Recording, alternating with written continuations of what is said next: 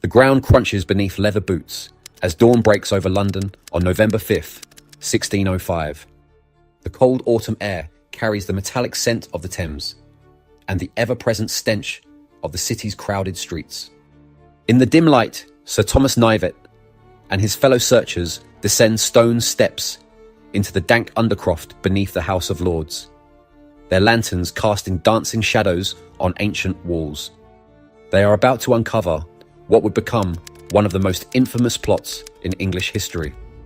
But the roots of this conspiracy stretch back decades to another monarch's fateful decision.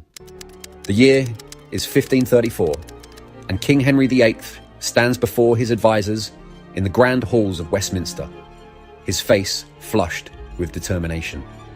At 43 years old, the once athletic king has begun to show signs of the corpulent figure he would later become. But his presence still commands absolute authority. The issue before him seems simple. He desires an annulment from his wife of 24 years, Catherine of Aragon, who has failed to provide him with a male heir. Only one daughter, Mary, has survived from their union. But this personal matter will tear apart the very fabric of English society. The Pope's continued refusal to grant Henry's annulment leads to an unprecedented decision. In a bold stroke that will echo through generations, Henry declares himself supreme head of the Church of England. This is not a theological revolution born of Protestant conviction. Henry remains Catholic in all but name, but rather a calculated political move to secure both his desired marriage and, more importantly, absolute control over the Church's vast wealth and influence in England. The monasteries fall first. Ancient abbeys that have stood for centuries are systematically stripped, their lands seized, their treasures melted down or sold. Monks and nuns are turned out into the countryside, and the rhythm of religious life that has sustained communities for generations is shattered. This is not mere reformation. It is a wholesale dismantling of Catholic infrastructure in England. When Henry dies in 1547, his young son Edward VI ascends to become England's first Protestant-raised monarch. The persecution of Catholics intensifies, but Edward's reign proves brief. His death at age 15 in 1553 brings his half-sister Mary to the throne, and the pendulum swings violently back. Mary I, raised staunchly Catholic by her mother Catherine of Aragon, works feverishly to restore England to Rome. Her brief 5-year reign earns her the notorious sobriquet Bloody Mary, as she burns nearly 300 Protestant dissenters at the stake. But it is under Elizabeth I, crowned in 1558, that the stage is truly set for the powder keg that will explode in 1605. Elizabeth's initial policy of relative religious tolerance gives way to increasingly harsh restrictions on Catholics. The 1570s mark a crucial turning point. Refusing to acknowledge Elizabeth as head of the church becomes an act of treason. The Queen's spy master, Sir Francis Walsingham, builds an elaborate network of informants and agent provocateurs to root out Catholic conspirators. By the 1580s, Catholic priests face a stark choice: leave England within 40 days or face execution. Those who harbour them risk the same fate. The wealthy Catholic gentry find themselves caught in an ever-tightening vice, crippling fines for refusing to attend Protestant services, their children barred from universities, their careers in government or law impossible, without swearing oaths that would deny their faith. It is in this atmosphere of persecution that young Guy Fawkes comes of age. Born in York in 1570, during the exact year Elizabeth's conflict with Catholics intensified, he witnesses firsthand the brutal suppression of his faith. In 1586, at age 16, Fawkes stands in York Minster Yard and watches in horror as his neighbour, Margaret Clitheroe, is stripped naked and crushed to death beneath her own front door, her only crime being the harbouring of Catholic priests. The pregnant woman's death, pressing weight slowly crushing her body against a sharp stone, leaves an indelible mark on the teenage Fawkes. The execution of Margaret Clitheroe becomes a catalyst for the young Guy Fawkes. That very night, in an act of youthful defiance, he sneaks out to vandalise York Minster, painting the word heretics across its ancient stones in red. But this small rebellion marks only the beginning of his radicalisation. His mother, watching her son's growing anger, recognises the dangerous path ahead. Like many Catholic families, they attend Protestant services outwardly, while maintaining their true faith in secret, a practice known as church papistry. Fawkes' childhood home in York provides a window into the precarious existence of English Catholics. The house contains multiple priest holes, cunningly concealed spaces built into walls and floors, designed by master craftsmen like Nicholas Owen to hide Catholic clergy during raids. These hideaways, some barely large enough for a man to crouch in, often meant the difference between life and death during the frequent searches by Protestant authorities. By 1590, at age 20, Fawkes can no longer stomach the duplicity required to survive as a Catholic in England. He sells his inheritance, a modest estate left by his father, who died when Guy was 8, and departs for the continent. There, amid the battlefields of the Netherlands, he finds purpose fighting alongside Catholic Spain in their war against Protestant Dutch rebels. It is during these years that he gains his expertise with explosives and adopts the more continental name Guido, marking his transformation from English recusant to international soldier of the Catholic cause. Meanwhile, in England, another key figure in our story is coming of age. Robert Catesby, born in 1572 to an ancient and wealthy Catholic family in Warwickshire, carries the scars of religious persecution in his blood. As a child, he witnessed his father's imprisonment for harbouring priests and saw his family's fortune drained by recusancy fines. Unlike Fawkes, who leaves England behind, Catesby chooses to fight from within the system, at least initially. Catesby attempts to navigate Protestant society while maintaining his Catholic faith. He marries a Protestant woman, Catherine Lee, and briefly conforms to the established church. But when Catherine dies in childbirth in 1598, along with their second child, something breaks in Catesby. His religious conviction, previously tempered by pragmatism, hardens into zealotry. The man who emerges from this personal tragedy is one who will stop at nothing to restore Catholic supremacy to England. In 1601, Catesby joins the Earl of Essex's ill-fated rebellion against Elizabeth I. The failed uprising costs him dearly. He is wounded, imprisoned, and fined an astronomical sum equivalent to £6 million in modern currency. He is forced to sell his ancestral manor at Chastleton to pay the fine, but the experience only deepens his resolve. As Elizabeth's reign draws to a close, Catholics across England dare to hope for change. The Queen is old, and her likely successor, James VI of Scotland, is the son of the Catholic martyr Mary, Queen of Scots. In 1603, Thomas Percy, another future conspirator, rides north to Scotland to meet with James. Percy returns with encouraging news. James has promised to end the persecution of Catholics and allow them to practice their faith in private. Elizabeth dies on March 24th, 1603, ending an era that has seen England transformed from a Catholic kingdom to a Protestant police state. James VI of Scotland becomes James I of England, and for a brief moment, it seems Percy's mission has borne fruit.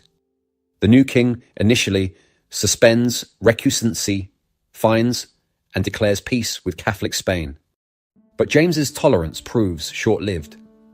Pressured by his Protestant advisors and facing mounting debt, he soon re-implements the fines against Catholics.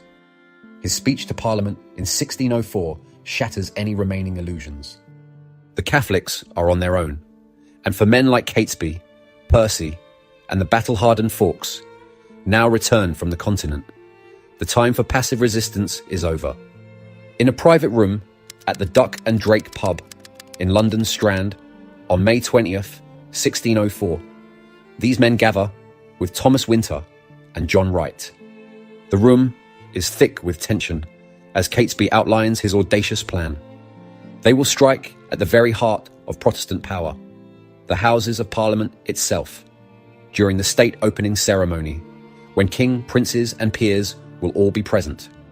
As the men swear their fatal oath on a prayer book, none can know that they are setting in motion events that will echo through centuries of English history. Outside their candlelit chamber, London bustles with the early activities of a spring evening.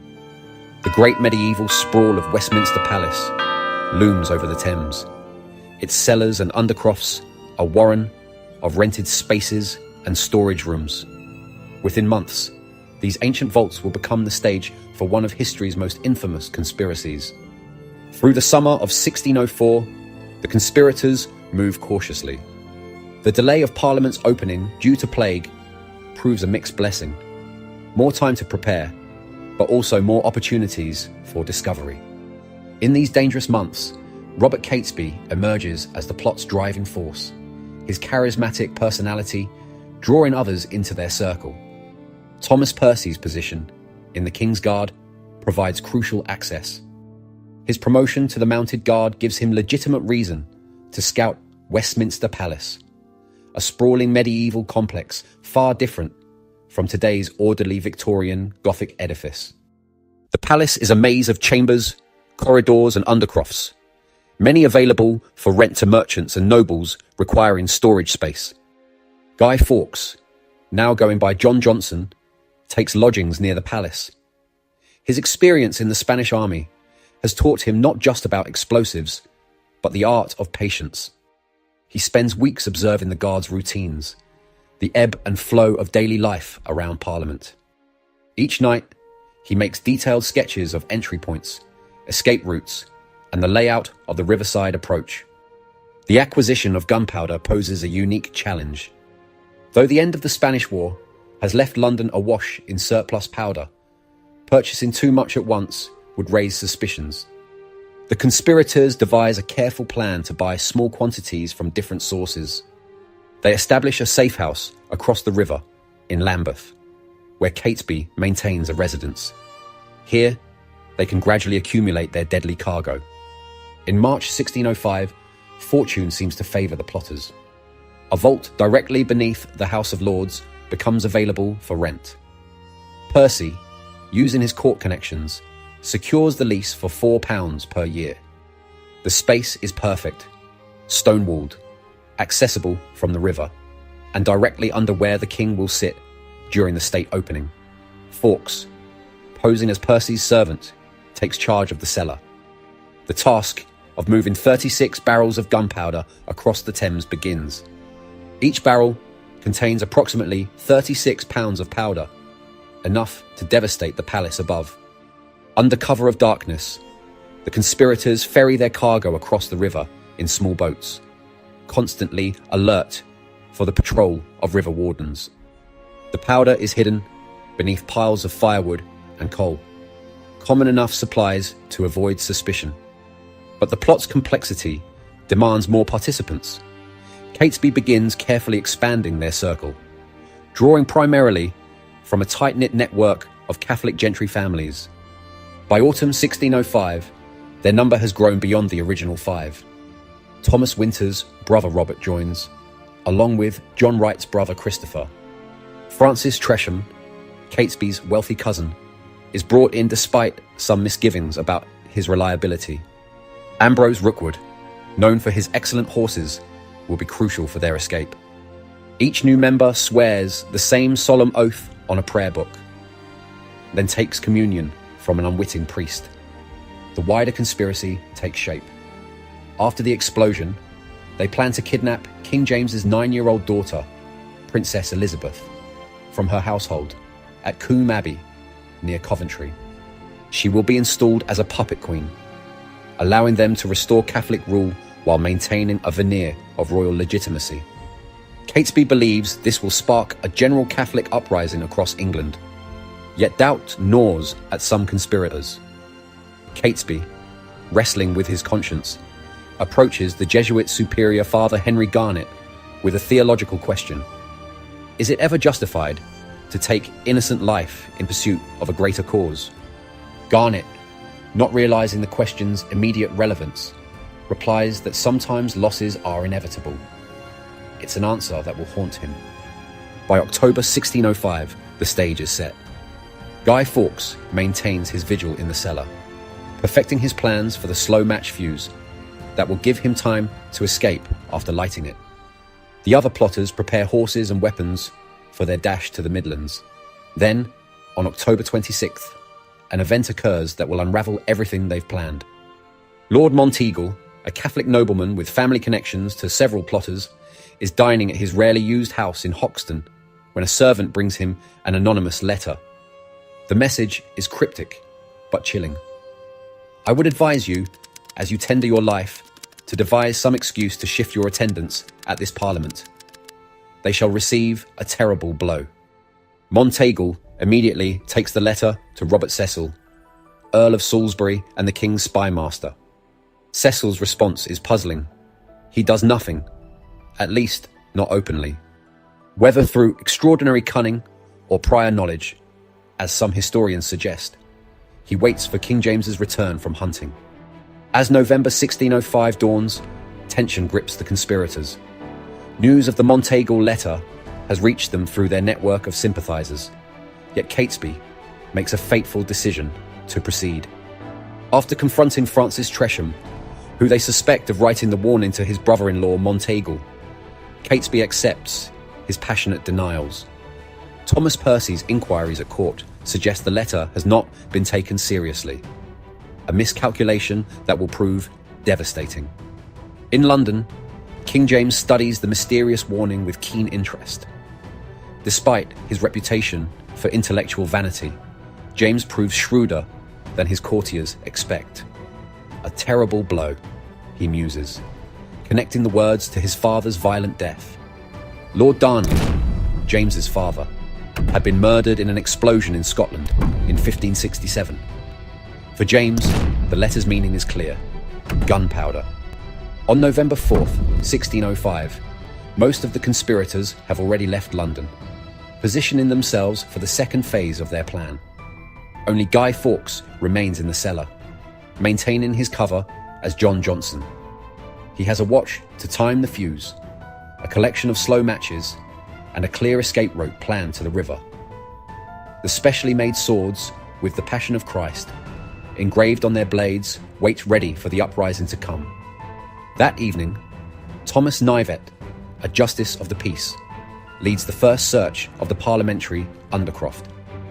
They find Fawkes, who maintains his cover story as Percy's servant, guarding what appears to be a stock of winter fuel. The search party withdraws, but when they report the presence of Percy's servant to the authorities, alarm bells ring. Percy is known to harbour Catholic sympathies. At midnight, a second, more thorough search begins. Sir Thomas Knivet returns with armed men, finding Fawkes in an unusual state of readiness, fully dressed, wearing boots and spurs, with a pocket watch at the ready. Behind him, partially hidden by firewood, stand 36 barrels of gunpowder. Each barrel contains enough explosive force to reduce Parliament to rubble. When questioned about the powder, Fawkes remains defiant.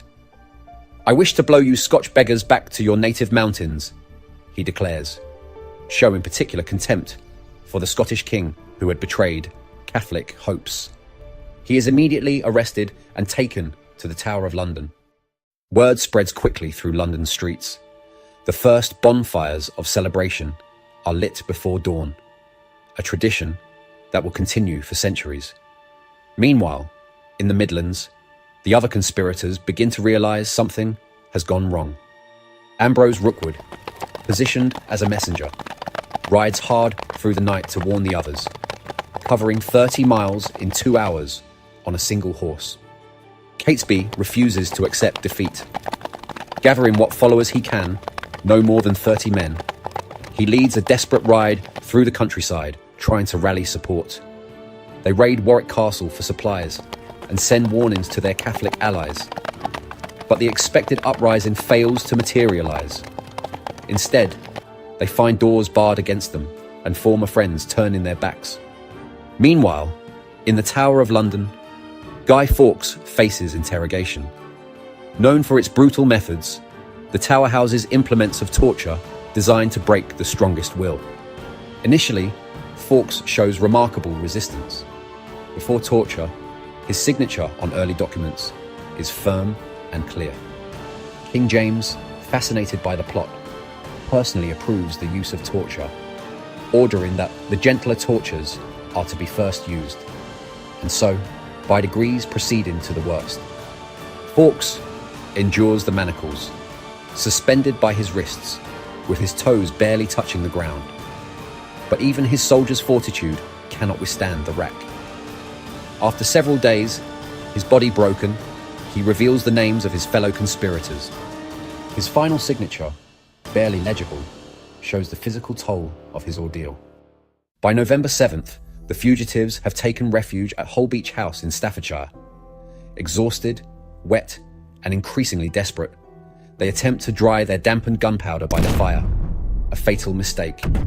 A stray spark ignites the powder, severely burning several conspirators, including Catesby. It's an ironic preview of the fate that awaits them.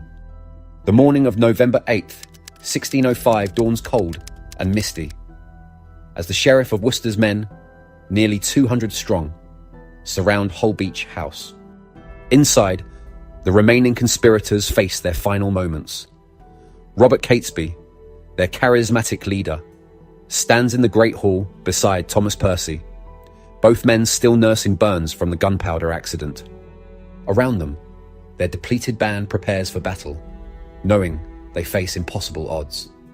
Thomas Winter joins them, his sword arm nearly useless from injury. Catesby turns to his oldest friend and speaks words that will be recorded for posterity. "Stand by me, Mr. Tom, and we will die together." The moment captures the complex brotherhood that bound these men, a fellowship forged by shared faith and persecution that led them to contemplate mass murder in the name of their cause. The battle erupts with surprising violence. Though vastly outnumbered, the conspirators fight with the desperate courage of men who know death is certain. Their expert swordsmanship, learned in continental wars, proves formidable. But numbers tell. Jack Wright and his brother Christopher fall first, stripped naked by the mob, even as they lay dying. A single musket shot pierces both Catesby and Percy, a symbolic joining in death of the plot's mastermind and the man whose court position made it possible. Catesby, mortally wounded, drags himself deeper into the house. In his final moments, he crawls toward the chapel, determined to die as he lived, a Catholic.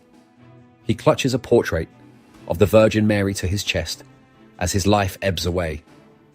The image would later become iconic, the zealot dying in the embrace of his faith. Meanwhile, in London, preparations begin for the trials. Sir Edward Coke, England's most eminent jurist, takes charge of the proceedings. At 53, Coke cuts an imposing figure in his black robes, known for his penetrating intelligence and mastery of law. The trial, held in Westminster Hall, the very building the plotters had planned to destroy, becomes a theatrical demonstration of state power. Guy Fawkes, still bearing the marks of torture, faces the court on January 27th, 1606. His defiance, though diminished by his physical suffering, remains remarkable. When asked his intent with the gunpowder, he declares that such a widespread disease deserves a sharp remedy. Even in defeat, he frames his actions as medicine for a sick nation. The trial becomes a platform for Coke to paint Catholicism itself as inherently treasonous. He describes the plot as so horrible that no human tongue can express it.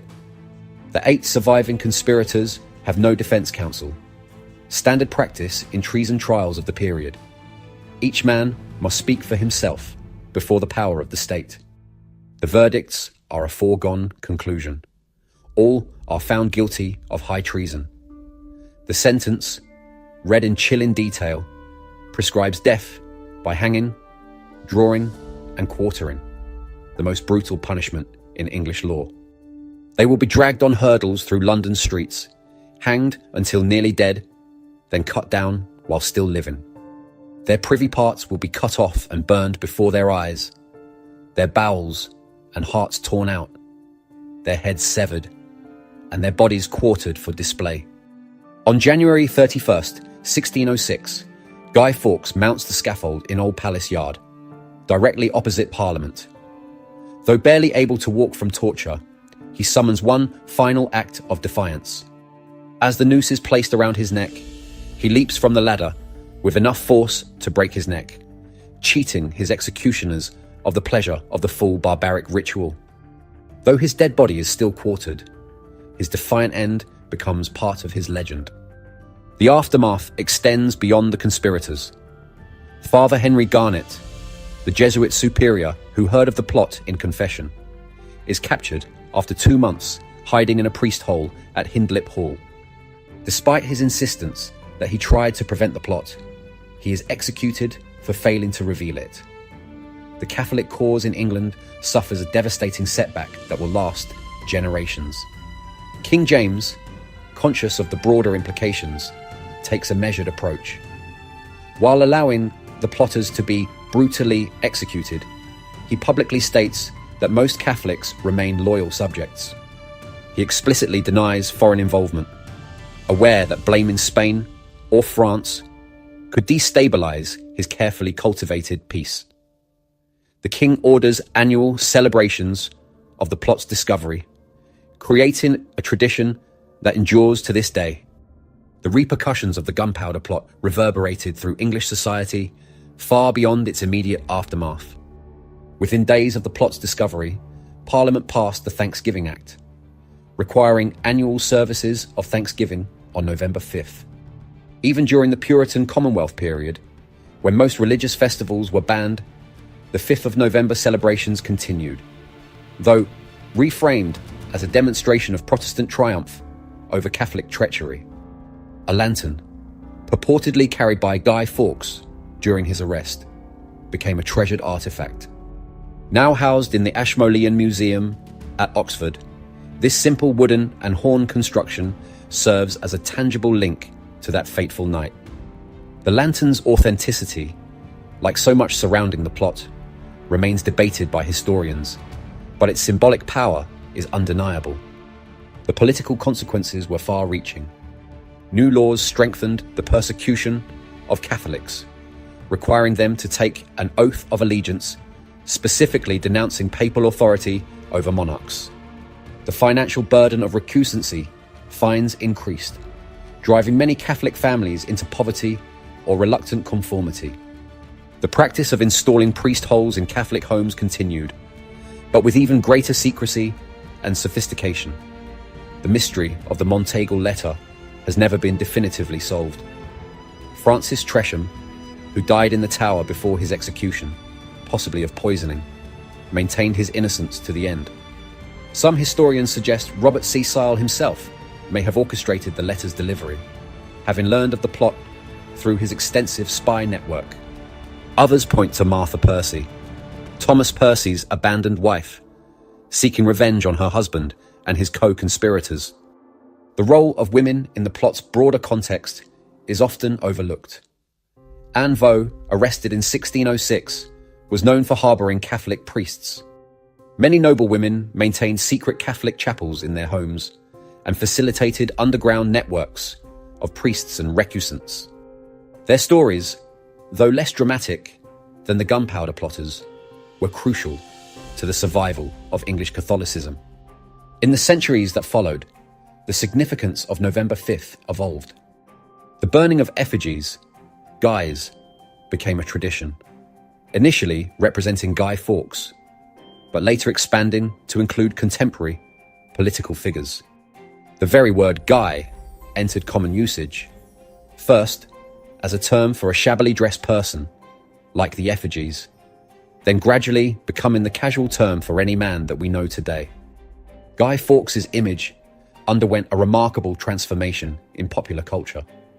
From reviled traitor to folk hero, his face, or rather, the stylized mask based on it, became a global symbol of resistance against authority. The actual Guy Fawkes, the soldier-turned-bomber who died painfully in 1606, might have found this modern appropriation of his identity bewildering. The physical legacy of the plot can still be seen today. Before the state opening of Parliament, the yeoman of the guard ceremonially searches the cellars of the Houses of Parliament, maintaining a tradition that began in the plot's immediate aftermath. The search, though now symbolic, serves as a reminder of that November night when the foundations of English government came so close to destruction. The questions raised by the Gunpowder Plot continue to resonate. When does resistance become terrorism? How far can religious conviction justify political violence? The plotters themselves grappled with these moral dilemmas. Catesby's questioning of Father Garnet about innocent lives reveals the ethical struggles behind their radical actions. In Westminster Hall, where Guy Fawkes and his co-conspirators stood trial, visitors can still see the magnificent hammer beam roof that would have been destroyed had their plot succeeded. The building that survived their gunpowder has witnessed centuries of English history, from Charles I's trial to Churchill's lying in state. The plot to destroy it stands as a reminder of how close England came to a very different historical path. The last word might belong to King James himself. His careful balancing act in the plot's aftermath, allowing brutal punishment of the conspirators while preventing widespread anti-Catholic violence, demonstrated political acumen that would serve England well. The peace with Spain held, and though Catholics continued to face discrimination, they avoided the wholesale slaughter that might have followed a successful bombing.